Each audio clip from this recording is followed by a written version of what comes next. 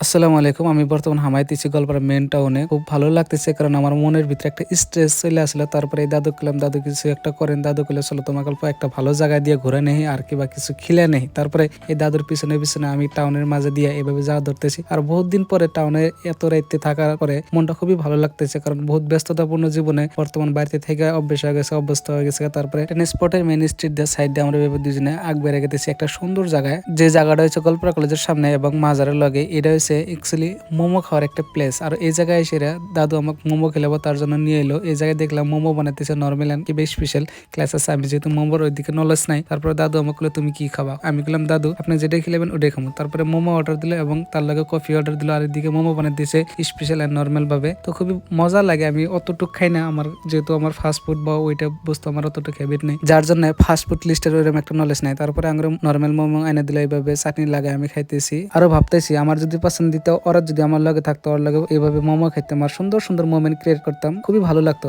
অন্যদিকে দাদুও খাইতেছে, আরো দাদু আমাকে কইতেছে কিরম লাগতেছে। আমি বললাম, না ভালোই লাগতেছে, অত খারাপ না। অল্প টাইম পরে আমরা স্পেশাল অর্ডার দেওয়া মোমো ডাইলো, এটা খাই দেখলাম খুবই সুস্বাদু। আর এই ট্রিটটা টোটালি দাদু দিছে রেজাল্ট দাদা, তার জন্য খুবই ভালো লাগলো যে এত সুন্দর একটা মোমেন্ট আমাকে গিফট দিল। তার জন্য রেজাল্ট দাদুকে আমি অনেক শ্রদ্ধা ভরা ভালোবাসার ধন্যবাদ জানাই। আর এই মিনি ব্লগটা আপনাদের কেমন লাগলো সবাই দয়া করে কমেন্ট করে জানাবেন। আর নেক্সট কি টাইপ ব্লগ লাগে কমেন্ট করে ওইটাও জানানো পারেন। খোদা হাফেজ, ধন্যবাদ।